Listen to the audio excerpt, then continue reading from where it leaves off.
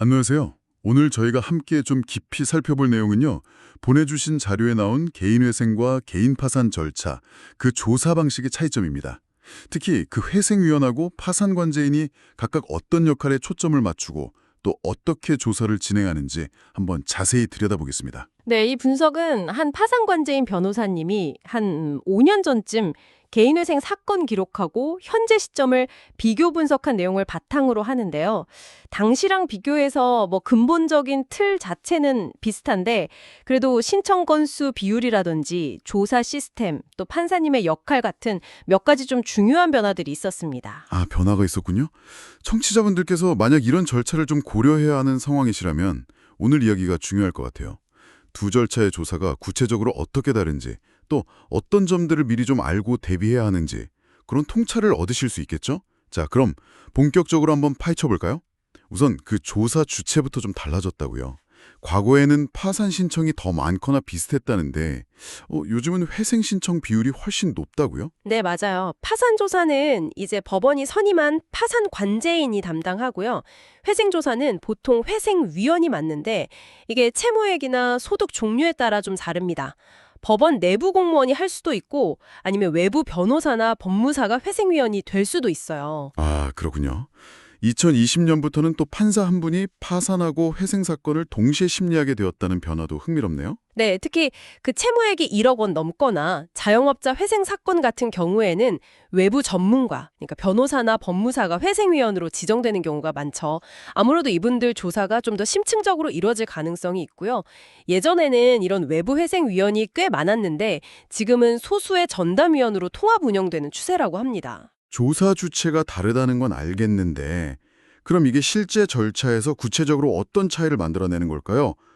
제가 보기엔 부인권 행사 방식이 정말 큰 차이 같아요. 아, 네네. 부인권. 부당하게 처분된 재산이나 특정 채권자한테만 몰래 갚은 돈 편파 변제라고 하죠, 이걸. 다시 찾아오는 권한인데요. 파산 절차에서는 관제인이 이걸 굉장히 적극적으로 행사합니다. 직접 소송을 제기하거나 합의를 통해서라도 실제로 돈을 파산 재단으로 가져오려고 노력을 하죠. 실제로 돈을 가져오려고 한다? 그렇죠. 근데 회생 절차에서는 좀 다른 방식을 취하는 경우가 많아요. 예를 들어서 특정인한테 부당하게 돈을 줬다? 그러면 그 돈이 실제로 회수되지 않았더라도요. 그냥 마치 회수된 것처럼 가정을 하고 그 금액만큼을 청산 가치에 포함시켜 버립니다. 아, 가정을 한다고요? 그 청산가치라는 게 회생 기간 동안 최소한 갚아야 하는 기준 금액이잖아요. 맞습니다. 그러니까 그 기준 금액이 높아지면 결국 채무자의 변제 부담이 커지게 되는 거죠. 이게 회생 계획 완수에 아주 큰 걸림돌이 될 수도 있어요. 잠깐만요. 그럼 실제 돈 회수는 안 됐는데 채무자 부담만 커진다? 이게 다른 채권자들 입장에서는 약간 불공평하게 느껴질 수도 있겠는데요? 그래도 절차는 그렇다는 거죠. 네, 절차상으로는 그렇게 운영되는 경우가 많습니다. 또 다른 핵심 차이점은 조사 강도나 초점 자체인 것 같아요. 자료 보니까 회생조사는 소득의 진실성 확인에 아주 집중한다고요. 그렇습니다. 과거에 급여를 좀 낮춰 신고한다거나 위장 취업 같은 사례들이 좀 있다 보니까 이걸 밝혀내는데 굉장히 신경을 많이 씁니다. 재직증명서 확인은 기본이고요. 심지어 업주와의 통화 내역까지 요구하는 경우도 있다고 하니까 진짜 때로는 탐정 수준의 조사가 이루어진다고 볼 수도 있겠네요. 탐정 수준이라 상당히 강도가 높군요. 그럼 의료비나 교육비 같은 추가 생계비 인정받는 것도 까다롭겠어요? 네, 매우 구체적이고 객관적인 증빙 자료를 내야 하고요. 인정 기준도 상당히 좀 엄격한 편입니다. 특히 계속 사업을 운영하는 자영업자의 경우에는 이게 실제 소득을 정확히 파악하고 또 숨겨진 재산, 은닉 재산이라고 하죠. 이게 없는지 확인하기가 워낙 어려워서요. 조사가 까다로울 수밖에 없어요. 하긴 자영업자 소득 파악은 정말 어렵죠. 반면에 그럼 파산 조사는 주로 어디에 더 중점을 두나요? 파산 조사는 주로 과거의 재산 처분 내역, 특히 가족 간의 부동산 거래라든지 상속 재산을 누락하지는 않았는지 이런 과거 행적을 밝히는 데 좀 더 중점을 둡니다. 법원에서 주는 그 표준화된 서류 목록 한 29종 정도 되는데요. 이걸 통해서 조사를 진행하긴 하지만 만약 배우자나 직계가족 재산까지 조사하려면 그 필요성을 판사님께 명확히 소명해야 하는 절차가 또 있습니다. 그렇군요. 조사 방향성이 확실히 다르네요.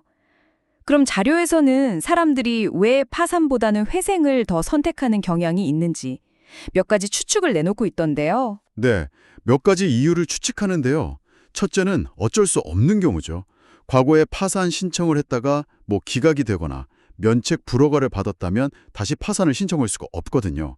그러니까 어쩔 수 없이 회생으로 가는 상황이 있을 수 있고요. 아, 그런 경우도 있겠네요. 또 다른 이유로는 뭐가 있을까요? 두 번째로는 그 파산 관제인 조사가 매우 엄격하다. 이런 인식이 좀 있어서요. 상대적으로 좀 덜 부담스러워 보이는 회생으로 도피하려는 심리가 작용할 수 있다. 이렇게 보고요. 일종의 도피 심리군요. 네. 또는 파산 절차에서 드러날 수 있는 좀 숨기고 싶은 재산 문제가 있는 경우도 생각해 볼 수 있겠죠. 그리고 마지막으로는 역시 파산이라는 단어가 주는 사회적인 낙인이나 어떤 명예심 이런 것 때문에 회생을 선호하는 경향도 있을 수 있다고 지적합니다. 네, 맞아요. 여러 이유가 복합적으로 작용하겠죠. 결국 보면 개인 회생과 파산은 둘 다 빚 문제를 해결하기 위한 절차지만 그 과정에서의 조사 방식, 강도, 특히 부인권 행사 방식이나 소득, 재산 검증 방식에서 상당한 차이가 있다는 겁니다. 네. 오늘 살펴본 자료에 나온 회생 절차의 그 보정 요구 사항들을 보면요. 와, 정말 상세하고 때로는 집요하기까지 한 조사가 이루어지는구나 싶더라고요. 그렇죠. 반면에 파산 조사는 상대적으로 절차가 명확해 보일 수도 있지만 일단 파고들기 시작하면 과거 재산 처분 내역이나 가족 재산까지 깊이 파고들 가능성도 염두에 두어야 하고요. 결국 어느 절차가 더 좋다, 나쁘다 이렇게 단정하기보다는 각 절차가 가진 그 조사상의 특징과 장단점을 정확히 이해하는 것이 중요하겠네요. 그래야 본인 상황에 맞는 최선의 길을 찾는 데 핵심이 될 것 같습니다. 네, 맞습니다. 마지막으로 청취자분들께 이런 질문을 한번 던져보고 싶습니다. 자료에서도 지적했듯이 특히 계속 사업을 하는 자영업자의 개인 회생 사건에서요. 제출된 소득 자료의 정확성을 과연 100% 신뢰하고 검증하는 것이 현실적으로 가능할까요? 이 조사의 어려움 속에서 채권자와 채무자 간의 공정성을 어떻게 확보할 것인가 하는 문제는 앞으로도 계속해서 고민해 볼 지점인 것 같습니다.